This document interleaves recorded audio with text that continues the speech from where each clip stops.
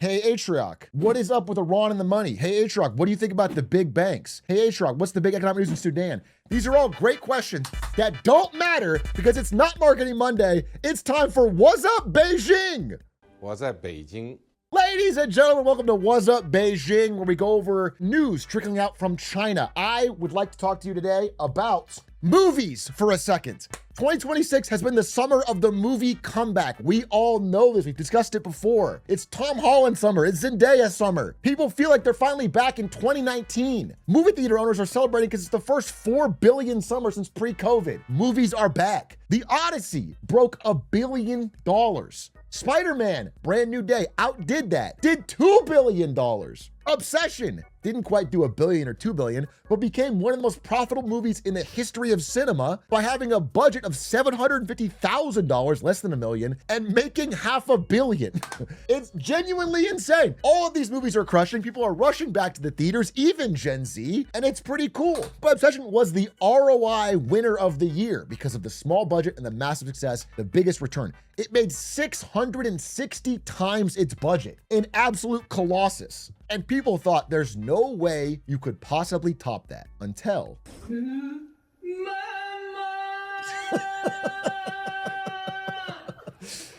until this cow shouted, "Mama!" New Lie, AKA, roughly translates to "Here comes the cow." Has taken Chinese cinema by storm, despite having, admittedly, by even fans of the movie, bad plot and worse graphics.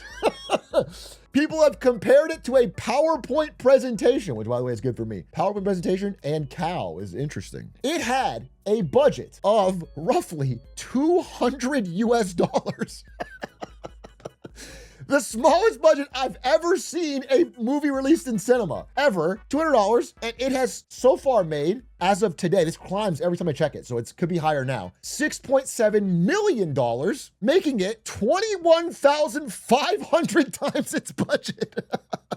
And quite possibly the highest ROI on any film ever released in cinemas. I think it's like a toss-up between this and Paranormal Activity. It is a shocking result. And people are wondering, how did this happen? How did a disaster level Chinese animated film start doing ticket sales in China that are rivaling The Odyssey? Okay, how is it like at some theaters beating The Odyssey and Brand New Day? You first might think we covered a story maybe a year ago about New Jia 2, which is a gigantic multi-billion-dollar Chinese animated film. Maybe it's like a huge high-level Chinese, national pride thing where this is like a huge push. No, this film had no support, no budget, no interest, no help, and no good start. This film was a product of two people, AKA Jin Yuming here and his mom, Sun Lifang. These two people who had absolutely zero experience in filmmaking, animation, screenwriting, production, songwriting, anything. He had a dream that he wanted to make a movie. He was an architecture design student who became an interior designer and did renovations. And he was unfulfilled with his job. He wanted to make a movie. He had no formal film background. And his mom said, "Let's do it." And so for 5 years, they worked together. Now, do you think that he used the animation tools that like Pixar or New Jia 2 might use? Things like Maya? Probably not. That's a very professional license, it'd be very expensive. But they probably used Blender, which is free open source tool. Even I, a mere streamer who put no money down, used Blender to create the famous Elon Musk cyber gun. But no, he had no experience with Blender and didn't want to learn. So instead, he released a movie to cinemas in China that he created entirely in Trimble SketchUp, an architecture design, like a construction app. This is a full, 86-minute movie that he animated and created entirely in SketchUp, this is what he learned in school, so it's the only thing he had. He said, "Before I built with bricks, now I build with polygons, Giga Chad." Now, the animation quality, as you might expect, given this is not designed for that, is a little bit rough.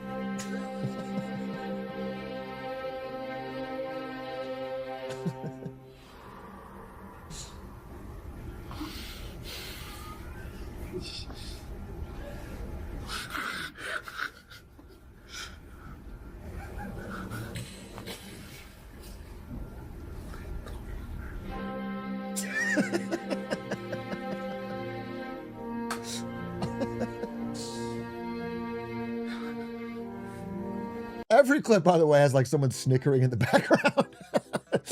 So you get scenes like this, okay? You get shots like this that all have a weird kind of looking style. But this is still a remarkably impressive achievement within SketchUp. And it took 5 years of them learning it all from scratch. Again, they were completely self-taught, which means they used online tutorials to learn directing, animating, modeling, editing, production, and finance, because they also had to figure out how to manage and like set up the financing for the $200 movie.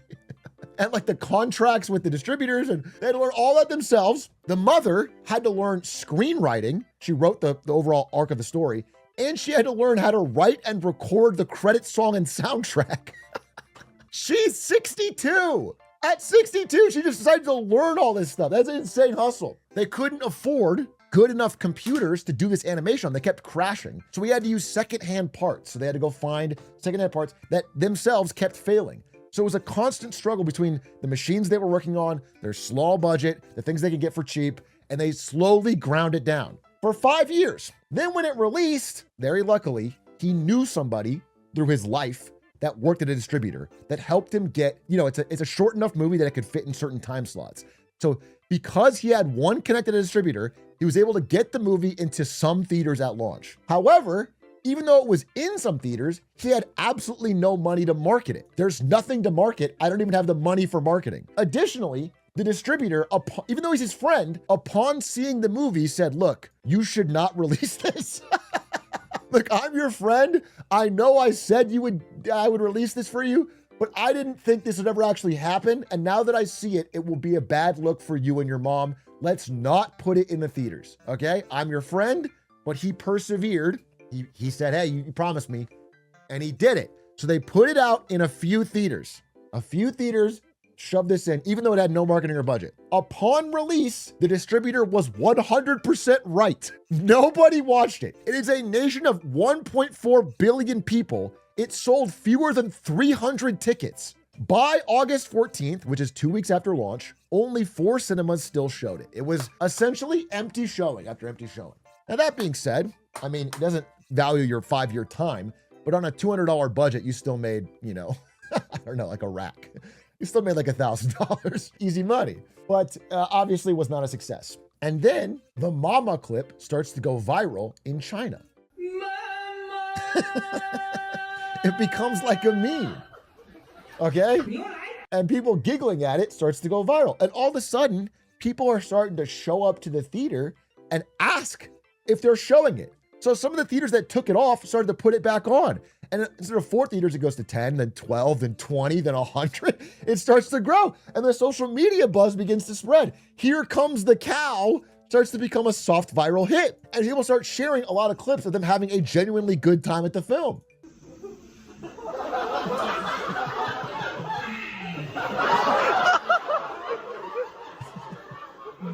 That's not maybe intended with it. The movie, I believe, is intended to be a somewhat serious movie with a real arc, but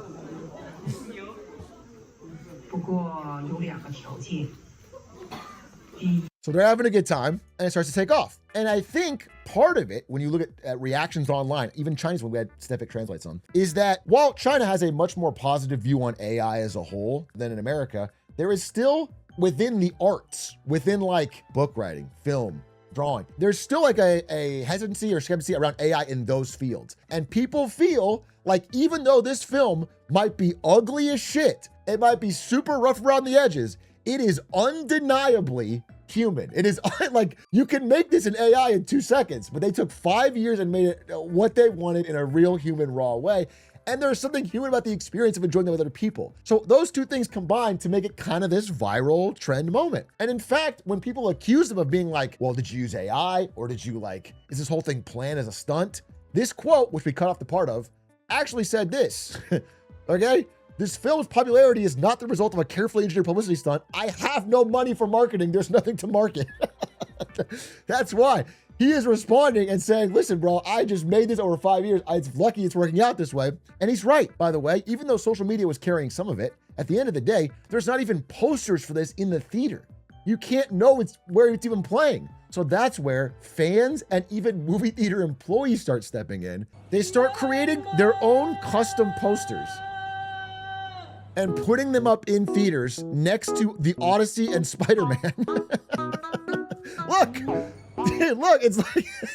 it's like major Chinese releases and then this hand-drawn, and it stands out. It's actually incredible marketing because your eyes can't look away. And so again, the movie starts to go from like $1,000, $10,000, $20,000, $50,000, $100,000, $1 million, $2 million, $3 million, like millions of dollars start pouring in a way purely on like fan virality. This is, I think, one of my favorite ones because it's right next to The Odyssey, and you can tell that she's looking at this one. But then additionally, not only is there the fan thing, there's the AI like kind of backlash, positive association with this. There's a third thing, which is that Chinese stock market investors have been having also an interesting summer. There's been a ton of IPOs in China, like robotics companies, and they've been doing pretty well. And normally people don't invest in the stock market in China, but it's been starting to pick up with recent big IPOs. And at the same time as this movie comes out, its name sounds kind of like, here comes the bull market. The bull market is coming. So it's considered a good luck charm for stock market investors. So it's also like if you promote this movie or wear the merch or go to it, it's also like, hey, my stocks are gonna do well. So there's a third surge of people that get in on it. So all this combines to be like this big push around New Line. So it goes from a like what could have been story into a huge success. And again, people start saying, some of these are translated, some of these are from the comments on the translated video. It's like, say no to AI slop, say yes to human slop. Even if it's slop, they enjoy how human it is, okay? It's so bad that it breaks the bottom of the scale and appears on top. And even when someone in China starts to create a fully AI, better looking version, people respond enormously negatively. So like, even though this looks more high quality animation, there's like a huge pushback. People are like, I don't want to see it that way. I prefer, like this top movie never would have gotten any traction, but this one did. It's the Van Gogh of the film industry. It can't compare to the original, okay? So it becomes a hit. All right, that's happened. They could have made the movie in 10 seconds with AI, but they didn't use it. They took time and it was impressive. I appreciate how bad it is. There's some heart put into it, so you can't hate that. And also, some people got a little mean. They said, its production costs are actually very high. May not be financially, but it requires a loving mother, something a lot of famous directors lack. Which just felt a little mean-spirited to other directors. I don't know why that's part of it, but I guess the heartwarming mother-son story was part of it. It's like eating refined grains every day and then suddenly having some coarse grains for a change. The contrast itself feels refreshing. Its roughness, absurdity, and imperfection becomes part of its appeal. But not everybody within the industry in China was so happy.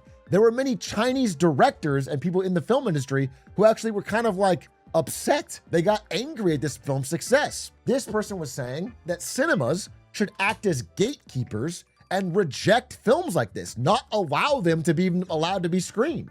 They should allow it to slip through. And then another director who had recently put out a movie called Citywide Manhunt, see on the right, was upset that this movie did better than his movie and said, I feel unwilling and powerless and my cinema dream is goodbye. This is they were kind of party poopering. And so somebody responded and said, if a restaurant is afraid of a public restroom taking away its business, the restaurant should rethink what it's been serving its customers. Which is a nice way of saying skill issue, bro. So as it approaches the end of its possible theatrical run, the cow itself has become like a nationwide branded icon, and they might make even more money just on merch. Although I don't think they're seeing a dollar of this because it's been taken off with everyone. People are all making their own custom merch for it. But New Line merch has become this huge trending thing. Keychains and plushies and all of that. And people are wearing full costumes to the movies. So there's cows in movie theaters, again, with custom art and memes. A lot of comparisons, because I don't think it's beaten the Odyssey as a whole in China, although the Odyssey has kind of underperformed in China. But in some theaters, it has outperformed the Odyssey. And so there's a lot of memes around how it's how it's showing up the Odyssey. People were saying, like many movie buffs, I waited in line for hours this morning and was able to secure my tickets to see New Line the way it should be seen, in 70mm IMAX. So, like, I just thought it was a really interesting story of a surprising amount of effort going into a, honestly, objectively bad human project and receiving rewards beyond what they would expect. It's also a cool thing for, I don't know, it's like a Chinese meme story that breaks the traditional mold of what has been successful there. It's like their version of The Room, or even kind of Barbenheimer, where it's like this social experiment thing. And it's kind of interesting, maybe a sign of soft power rising, that this is spreading overseas, and there's like demand to watch New Lie in cinemas far outside of China. There was 2 screenings in San Francisco that just sold out. So it's kind of an interesting story. I just wanted to cover it, but I think we can end it with a quote from the eponymous cow that really, I think, sums up this whole beautiful, interesting experience.